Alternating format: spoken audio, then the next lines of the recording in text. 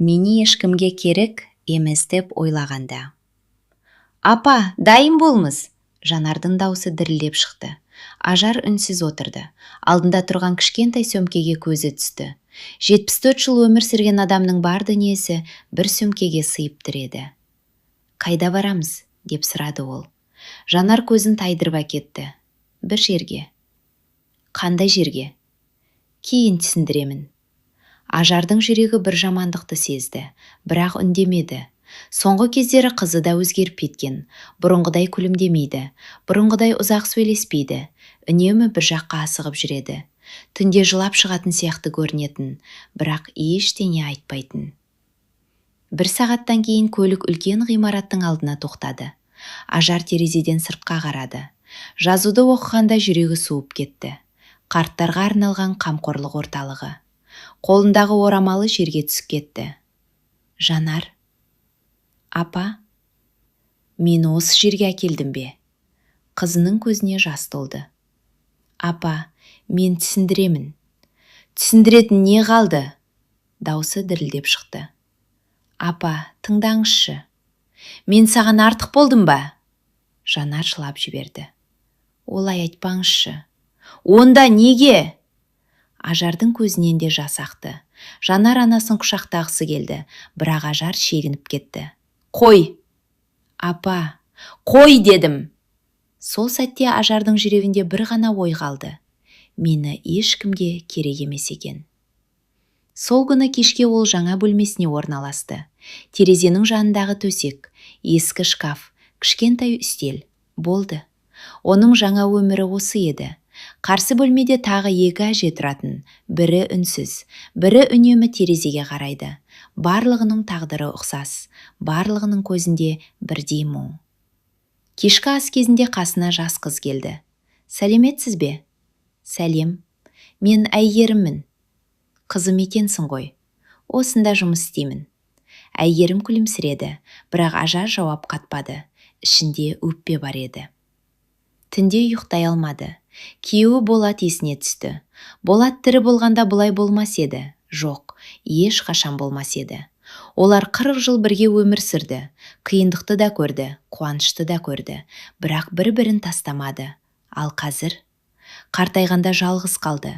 Ертеңіне таңертең аулаға шықты. Орындықта жалғыз отырды. Сол кезде қасына егде адам келді. Жаңа келдіңіз бе? Иә. Мен де алғашында жылағанмын. Ажар бұрылып қарады. Сіз кімсіз? Азамат. Мұнда тұрасыз ба? Иә. Балаларыңыз бар ма? Бар. Сонда неге осындасыз? Азамат мұңайып күлімсіреді. Өмірдің өз жолы бар екен. Екеуі үнсіз қалды. Ал сол сәтте қаланың ар жағында Жанар аурухананың алдында тұр еді. Қолында медициналық қорытынды. Дәрігердің жаңа айтқан сөзі құлағынан кетер емес. Уақыт жоғалтпау керек. Жанар көз жасын сүртті. Анасына шындықты айтуға батпаған еді. Сол үшін қарттар үйіне апарған. Өйткені алда өзін не күтіп тұрғанын білмейтін. Бірақ ол білмейтін тағы бір нәрсе бар еді. Бүгін шетелден оның ұлы Аян оралады. Ал Аян әжесінің қарттар үйінде екенін білгенде бүкіл отбасының өмірі өзгеретін еді. Аян ұшақтан түскен бойда анасына хабарласты. Анашым, мен келдім. Жанардың даусы әлсіз шықты. Қош келдің балам. Даусың біртүрлі ғой. Шаршадым. Үйдесің бе? Жоқ. Қайдасың? Жанар бір сәт үнсіз қалды. Кейін айтамын. Аян таңырқап қалды, бірақ анасының мазасыз екенін сезді. Кешке қарай ол үйге келді. Үйдің іші тым-тыныш еді. Бір нәрсе жетіспейтін сияқты. Кенет көзі дәліздегі бос тұрған орындыққа түсті. Бұл әжесі Ажардың сүйікті орны болатын. Әжем қайда? Жанардың қолындағы кесе дір ете қалды. Аян? Иә? Әжең қазір басқа жерде. Қайда? Мен оны қарттар үйіне орналастырдым. Бөлме іші тып-тыныш болып кетті. Аян анасына сене алмай қарады. Не дедің? Балам, әжем қарттар үйінде ме? Мені тыңдашы. Жоқ. Аян орнынан атып тұрды. Әжемді қалайша қарттар үйіне апардың? Басқа амалым болмады. Қандай амал? Аян, ол бізді өсірді ғой. Білемін. Біз үшін өмірін сарп еттіз. Білемін. Сонда сен... Даусы дірілдеп кетті. Қалай ғана солай істедің? Жанар көз жасын әрең ұстап отырды. Бірақ шындықты айта алмады. Әлі ерте еді. Сол түні Аян ұйықтай алмады. Әжесі есінен шықпады. Бала кезінде мектептен келгенде ең бірінші әжесін іздейтін. Ауырып қалса түнімен қасында отыратын да сол әжесі. Шетелге оқуға кетерде батасын берген де сол. Ал қазір жалғыз өзі қарттар үйінде отыр. Осыны ойлаған сайын жүрегі ауды.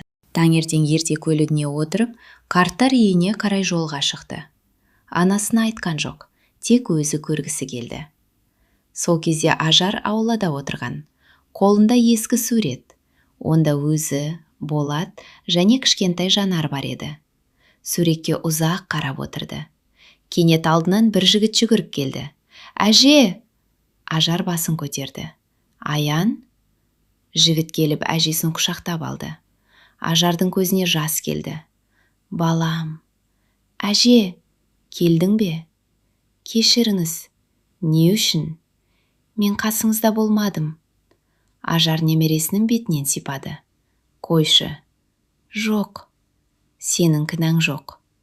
Әже, мен жақсымын. Бірақ бұл сөзді айтқанда даусы дірілдеп кетті. Аян бәрін түсінді. Әжесі өзін жалғыз сезініп жүр. Осы кезде оларды алыстан әйгерсер тоғыз әйгерім бақылап тұрды. Оның көзіне де жас келді. Өйткені дәл осындай құшақты ол ешқашан көрмеген. Өз анасын есіне алды. Егер анасы тірі болғанда, бәлкім дәл осылай құшақтар ма еді. Түстен кейін Аян қарттар үйінің директорымен сөйлесті. Әжемді үйге алып кетемін. Директор ауыр күрсінді. Өкінішке қарай, бәрі бірден шешіле салмайды. Неге? Құжат мәселелері бар. Мен бәрін шешемін. Жарайды. Бірақ сол сәтте есік қағылды. Ішке Жанар кіріп келді. Аян орнынан атып тұрды. Сен мұнда не істеп жүрсің? Анамды көруге келдім. Енді есіне түсті ме? Балам. Жоқ. Жанардың жүзі бозарып кетті. Кенет ол теңселіп барып қабырғаға сүйенді. Анашым, деді Аян. Жанар құлап бара жатты. Ал Ажар қызының түрін көргенде жүрегі зу ете қалды. Өйткені қызы қатты жүдеп кеткен еді. Және ол бұрын соңды мұндай қорқынышты жүзді көрмеген болатын. Жанар! Аян жүгіріп барып анасын ұстап қалды. Жанардың өңі аппақ болып кеткен. Ерні де бозарып тұр. Ажар орнынан тұрып қызына қарай ұмтылды. Қызым! Мен жақсымын. Бірақ даусы әлсіз шықты. Жоқ, сен жақсы емессің. Ажар қызын бұрыннан таниды. Ана жүрегі бәрін сезеді. Бір нәрсе дұрыс емес еді. Дәрігер шақырылды. Жанарды бөлмеге апарып тексерді. Біраздан соң дәрігер сыртқа шықты. Туыстар қайсыңыз? Мен анасымын, деді Ажар. Мен ұлымын, деді Аян. Дәрігер ауыр күрсінді. Науқасқа тынығу керек. Не болып жүр өзі, деді Аян. Ол өзі айтсын. Осы сөзден кейін Аянның күдігі күшейе түсті. Кешке қарай Жанар біраз есін жіді.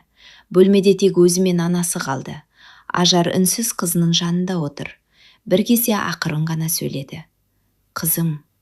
Жанар көзін төмен түсірді. Иә, мама. Маған өтірік айтпа. Жанардың көзіне жас толды. Мен... Не болды саған? Ештеңе емес. Өтірік. Апа, анаңмын ғой. Жанар жылап жіберді. Жылдар бойы ішінде сақтап келген ауырлық сыртқа шыққандай. Мен қорықтым. Неден? Сізді жоғалтып алудан.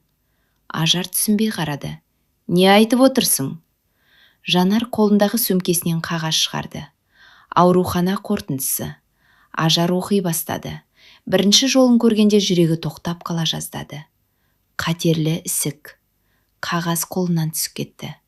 Жанар, кешіріңіз. Қашаннан бері? 6 ай болды. Ажар көз жасын тыя алмады. Неге айтпадың? Айта алмадым. Неге? Сіз уайымдайсыз деп қорықтым. Қызым. Жанар анасын құшақтап жылап жіберді. Мен сіздің қасыңызда әлсіз болғым келмеді. Ақымақ қыз.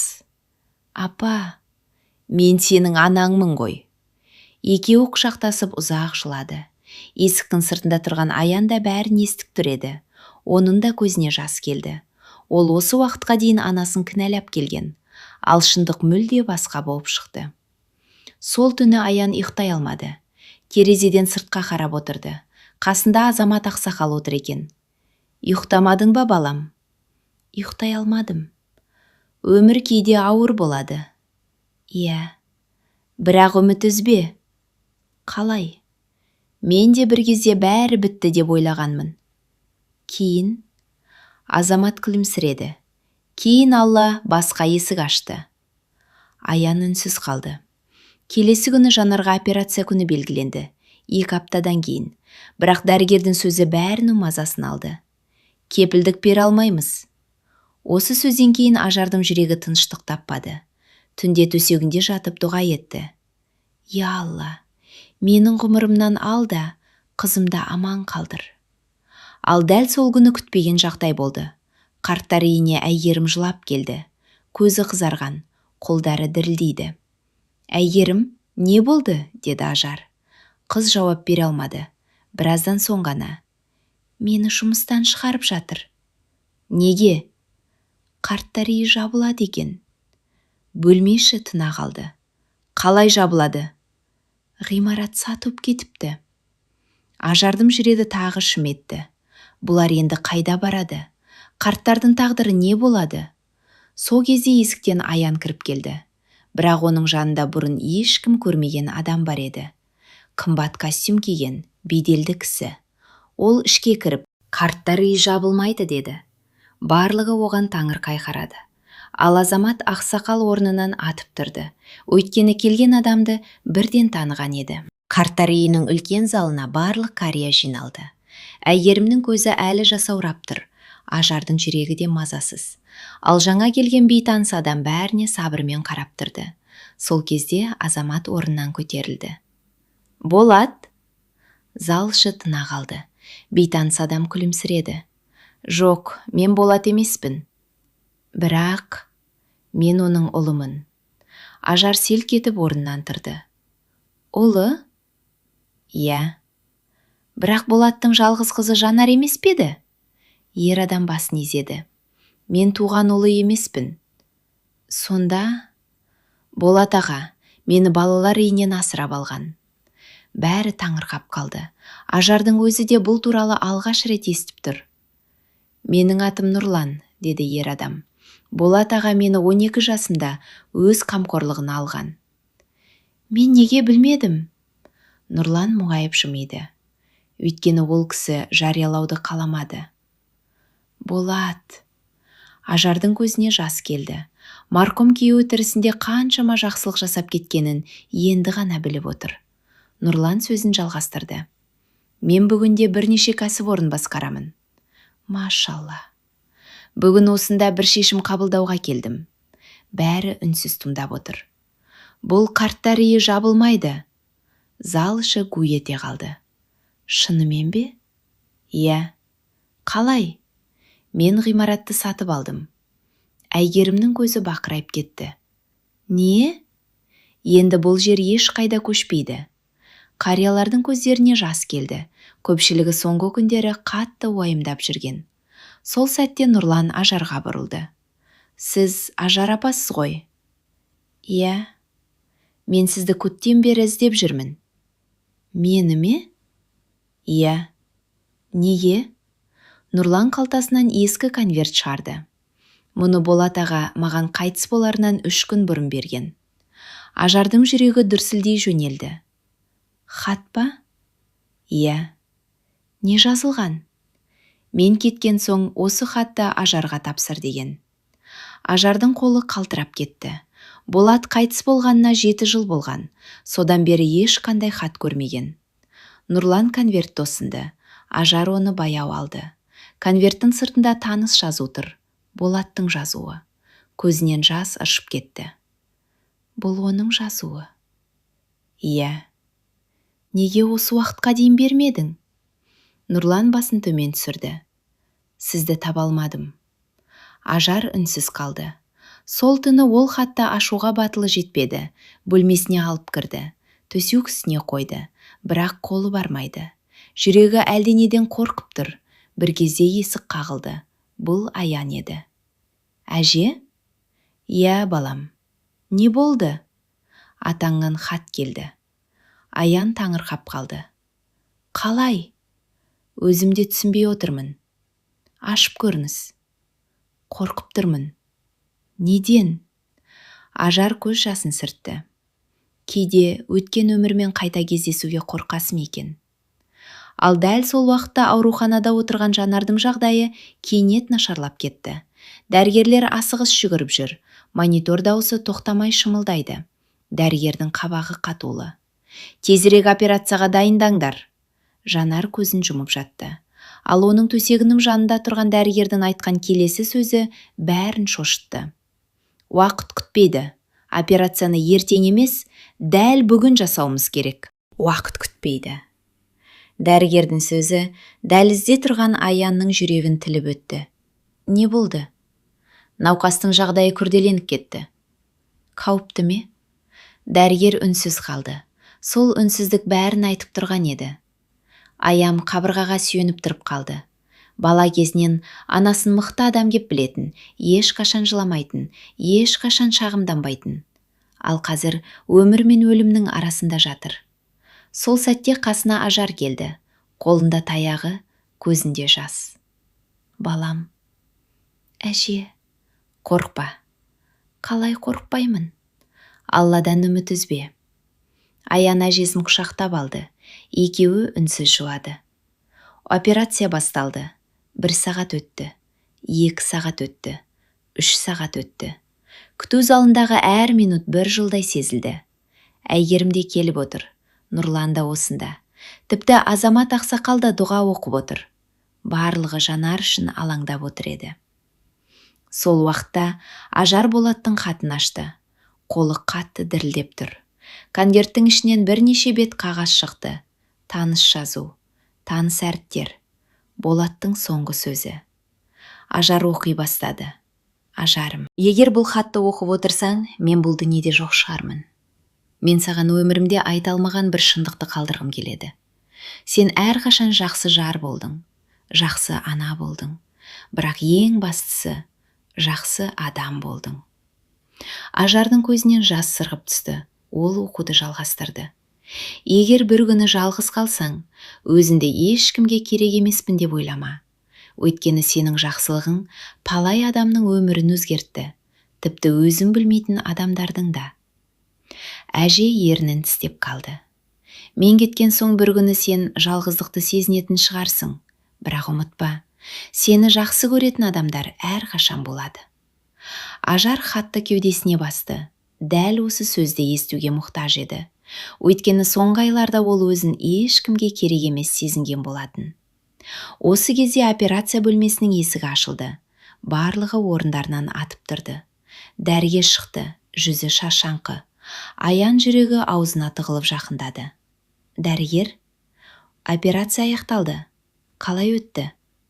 Бірнеше секунд үнсіздік болды. Әзірге жақсы. Аян көзін жұмып жіберді. Ажар да терең дем алды. Бірақ дәрігер сөзін жалғастырды. Ең қиын кезең енді басталады. Не дегеніміз? Алдағы 48 сағат шешуші болады. Қуаныш ұзаққа созылмады. Түн ортасы. Аурухана дәлізі тыныш. Ажар жалғыз отыр. Сол кезде қасына Әйгерім келді. Апа? Иә қызым. Бір нәрсе айтайыншы? Айта ғой. Әйгерім көзін төмен түсірді. Менің анам жоқ қой. Білемін. Кейде сізді көргенде анамды көргендей боламын. Ажардың жүрегі елжіреп кетті. Қызым, рас айтамын, жылама.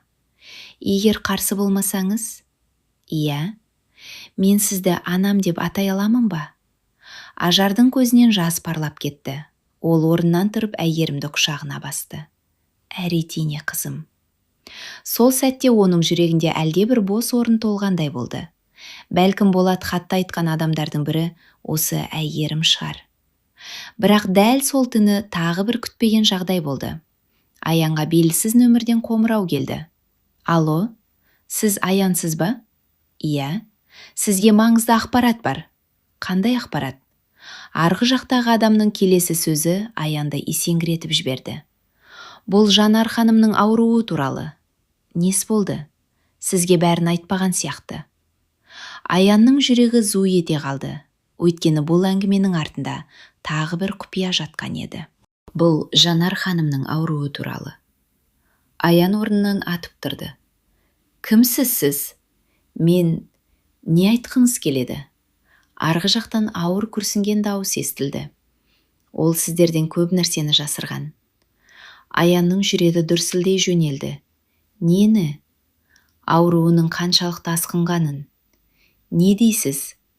Ол операцияға 6 ай бұрын түсуі керек еді. Аян үнсіз қалды. Бірақ бас тартқан. Неге? Анасын жалғыз қалдырғысы келмеген. Бұл сөзді естігенде Аян қабырғаға сүйеніп қалды. Сонда, иә, ол өз денсаулығын кейінге ысырып жүрген. Неге бізге айтпады? Білмеймін, бірақ бір нәрсені анық білемін. Нені? Анаңызды ешқашан кінәламаңыз. Қоңырау аяқталды. Аян ұзақ уақыт қозғалмай тұрды. Соңғы күндері анасын қанша рет кінәлағаны есіне түсті. Әжесін қарттар үйіне тапсырды деп ашуланды. Қатал деп ойлады.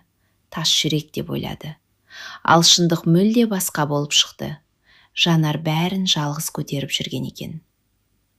Таң ата, Аян ауруханадағы анасының жанына кірді.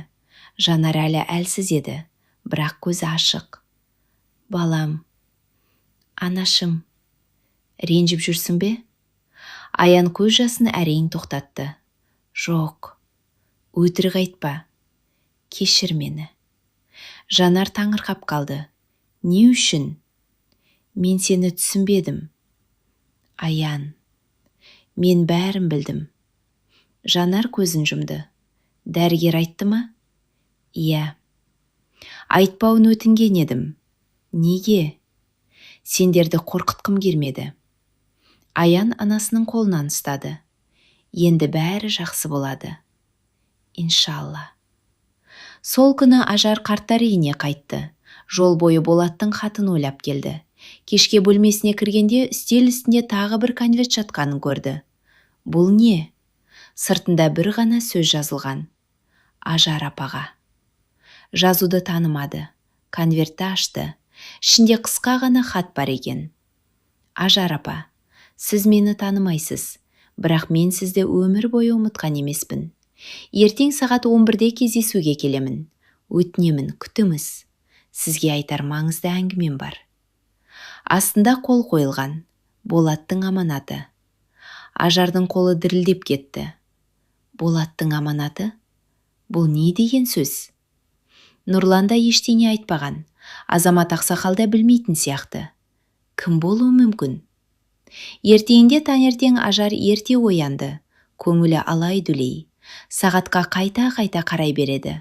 11-ге жақындаған сайын жүрегі жиі соға бастады. Ақыры есік қағылды. Тық, тық. Кіріңіз. Есік баяу ашылды. Ішке шамамен 45 жастағы әйел кірді. Ажар оны бұрын ешқашан көрмеген. Әйелдің көзі жасаурап тұр екен. Сәлеметсіз бе? Сәлеметсің бе, қызым? Менің атым Айгүл. Кел. Мені танымайсыз? Иә. Әйел жылап жіберді. Бірақ сіздің күйеуіңіз менің өмірімді сақтап қалған. Ажар таңырқап қалды. Не дейсің? Егер Болат аға болмағанда, мен тірі болмас едім. Айгүл әңгімені бастады. 20 жыл бұрын ол 2 баламен жалғыз қалған. Үйсіз, ақшасыз, жұмыссыз. Тіпті балаларын балалар үйіне тапсыруға мәжбүр болған. Сол кезде алдынан Болат шыққан.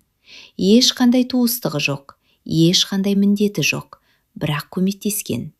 Үй алып берген, жұмыс тауып берген, балаларын сақтап қалған. Мен сол жақсылықты өмір бойы ұмытқан жоқпын. Ажардың көзінен жас ақты. Ол күйеуінің мұндай жақсылығын білмеген еді. Неге маған айтпады екен? Өйткені ол мақтанғанды ұнатпайтын. Айгүл орнынан тұрды. Мен жалғыз келген жоқпын. Қалай? Сыртта тағы адамдар күтіп тұр. Қандай адамдар? Болат ағаның жақсылығын көрген адамдар. Ажардың жүрегі дүрсілдей жөнелді. Сол сәтте есік алдына бірінен кейін бірі адамдар жинала бастады. Жас та бар, кәрі де бар, әйел де бар, ер адам да бар. Ал олардың саны көбейген сайын Ажар бір нәрсені түсіне бастады. Ол өзін ешкімге керек емеспін деп ойлап жүрген. Бірақ Болат екеуі қаншама адамның өмірінде із қалдырған екен. Ал дәл сол кезде ауруханада дәрігерлер Жанардың палатасына асығыс кіріп бара жатты. Аурухана дәлізінде тағы да абыр-сабыр басталды. Дәрігерлер Жанар жатқан палатаға асығыс кіріп бара жатты.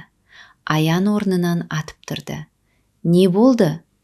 Ешкім жауап бермеді. Жүрегі кеудесіне симай соғып тұр. Бірнеше минут сағаттай көрінді. Ақыры дәрігер шықты. Қорықпаңыздар. Не болды? Жағдайы күрт нашарлап кетті. Аянның өңі қашып кетті. Қазір қалай? Әзірге тұрақтандырдық. Әзірге ме? Иә. Бұл сөз ешкімге жұбаныш болған жоқ. Ал дәл осы сәтте қарттар үйінде ерекше жағдай болып жатты. Зал адамға толып кеткен. Айгүлден кейін тағы бір адам сөйледі. Менің атым Болатбек. Кезінде мен түрмеге түсудің алдында тұрдым. Бәрі менен теріс айналды. Бірақ Болат аға ғана қол ұшын берді. Одан кейін тағы бір әйел орнынан тұрды. Мен жалғызбасты ана едім. Балаларымды асырай алмай жүргенде көмектесті. Тағы бірі шықты. Менің оқу ақымды төлеп берген. Тағы бірі. Маған үй салып беруге көмектесті. Ажар көз жасын тыя алмады. Жылдар бойы бірге тұрған күйеуінің қаншама жақсылық жасағанын білмей келген екен. Бір кезде Азамат ақсақал сөз алды. Ажар апа, иә балам. Бір нәрсе айтқым келеді. Айта ғой, сіз неге өзімізді ешкімге керек емеспін деп ойладыңыз? Ажар үнсіз қалды. Қызым мені қарттар үйіне әкелді. Сол үшін бе? Иә. Ал мына адамдар ше? Ажар айналасына қарады. Ондаған адам, барлығы құрметпен қарап отыр. Бұлардың бәрі сізді іздеп келген. Мені емес. Жоқ. Болатты. Азамат басын шайқады. Аурухана дәлізінде тағы да абыр-сабыр бастақс кіріп бара жатты. Аян орнынан атып тұрды. Не болды? Ешкім жауап бермеді. Жүрегі кеудесіне симай соғып тұр. Бірнеше минут сағаттай көрінді. Ақыры дәрігер шықты. Қорықпаңыздар. Не болды? Жағдайы күрт нашарлап кетті. Аянның өңі қашып кетті. Қазір қалай? Әзірге тұрақтандырдық. Әзірге ме? Иә. Бұл сөз ешкімге жұбаныш болған жоқ. Ал дәл осы сәтте қарттар үйінде ерекше жағдай болып жатты. Зал адамға толып кеткен. Айгүлден кейін тағы бір адам сөйледі. Менің атым Болатбек. Кезінде мен түрмеге түсудің алдында тұрдым. Бәрі менен теріс айналды. Бірақ Болат аға ғана қол ұшын берді. Одан кейін тағы бір әйел орнынан тұрды. Мен жалғызбасты ана едім. Балаларымды асырай алмай жүргенде көмектесті. Тағы бірі шықты. Менің оқу ақымды төлеп берген. Тағы бірі. Маған үй салып беруге көмектесті. Ажар көз жасын тыя алмады. Жылдар бойы бірге тұрған күйеуінің қаншама жақсылық жасағанын білмей келген екен. Бір кезде Азамат ақсақал сөз алды. Ажар апа. Иә балам. Бір нәрсе айтқым келеді. Айта ғой. Сіз неге өзіңізді ешкімге керек емеспін деп ойладыңыз? Ажар үнсіз қалды. Қызым мені қарттар үйіне әкелді. Сол үшін бе? Иә. Ал мына адамдар ше? Ажар айналасына қарады. Ондаған адам. Барлығы құрметпен қарап отыр. Бұлардың бәрі сізді іздеп келген. Мені емес. Жоқ. Болатты. Азамат басын шайқады. Таң атты. Бүгін ауруханадағы барлығының көңіл-күйі өзгеше еді. Кеше дәрігерлер жақсы жаңалық айтқан. Жанардың жағдайы тұрақтанып келеді. Аянның жүзіне алғаш рет күлкі ұялаған. Әйгерім де қуанып жүр. Ал Ажардың жүрегі ұзақ уақыттан кейін тынышталғандай болды. Түске қарай дәрігер палатаға кірді. Қолында жаңа қорытындылар. Барлығы оның аузына қарап отыр. Жақсы жаңалығым бар. Аян орнынан тұрып кетті. Айтыңызшы, дәрігер. Ауру тоқтатылды. Жанар көз жасын сүртті. Шын айтасыз ба? Иә. Мен... Даусы шықпай қалды. Ажар қызын құшақтап алды. Аллаға шүкір. Апа, қызым. Бұл жолы қуаныштың көз жасы еді. Бір аптадан кейін Жанар ауруханадан шықты. Қарттар үйінің ауласына бәрі жиналды. Азамат ақсақал, Әйгерім, Нұрлан, Аян, тіпті Болаттың жақсылығын көрген адамдар да келген. Бір дастархан жайылды. Бәрі бір отбасы секілді болып кеткен. Дастархан басында Нұрлан сөз алды. Менің бір ұсынысым бар. Айта ғой балам, деді Ажар.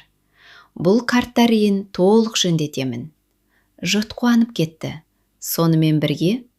Иә, оның атын өзгерткім келеді. Қалай? Нұрлан күлімсіреді. Болат пен Ажардың мейірімейі деп атайық. Зал іші қол запалаққа толды. Ажар көз жасын тоқтата алмады. Қойындаршы. Жоқ, апа. Оның қажеті жоқ. Қажет. Азамат ақсақалда орнынан тұрды. Сіздер өмір бойы адамдарға жақсылық жасадыңыздар. Біз қолдан келгенін ғана жасадық. Міне, жақсылықтың жемісі осы. Кешке қарай бәрі тарады. Ажар аулада жалғыз отырды. Күн батып барады. Аспан қызғылт түске боялған. Сол кезде жанына Жанар келді. Апа, иә қызым, ренжімейсіз бе? Неге? Сол күн үшін. Ажар қызының қолынан ұстады. Қызым, иә, егер сен маған бәрін айтқанда, иә, мен бәрі бір қасында болар едім. Жанар көз жасын сүртті. Білемін. Ана мен бала арасында құпия болмау керек екен. Дұрыс айтасыз. Бірақ мен саған ренжімеймін. Рахмет, апа. Сол кезде Аян да келді. Әжесінің жанына отырып басын иығына қойды. Бала күніндегідей. Әже? Иә, балам. Бір нәрсе сұрайыншы? Сұра. Сол күні қарттар үйіне келгенде не ойладыңыз? Ажар алыстағы күнге қарап жымиды. Шынын айтсам ба? Иә. Мені ешкімге керек емес деп ойладым. Аян мен Жанар үнсіз қалды. Кейінше Ажар айналасына қарады. Қасында қызы тұр, немересі тұр, әйгершек мүстедегерім тұр, жаңа достары тұр. Болаттың жақсылығын көрген адамдар тұр. Кейін мен қателескенімді түсіндім. Қалай? Ажардың көзіне жас келді. Өйткені адамды жақсы көретін жандар бар кезде ол ешқашан жалғыз болмайды екен. Сол кеште Ажар бөлмесіне кірді. Үстел үстінде Болаттың хаты жатыр. Ол хатты тағы бір рет ашты. Соңғы сөйлеміне көзі түсті. Ажарым, егер бір күні өзіңді ешкімге керек емес деп ойласаң, есінде болсын. Сен мен үшін бүкіл әлемге керексің. Ажар хатты кеудесіне басты. Көзінен бір тамшы жас сырғып түсті. Бірақ бұл мұңның жасы емес еді. Бұл жүрегі тынышталған адамның жасы болатын.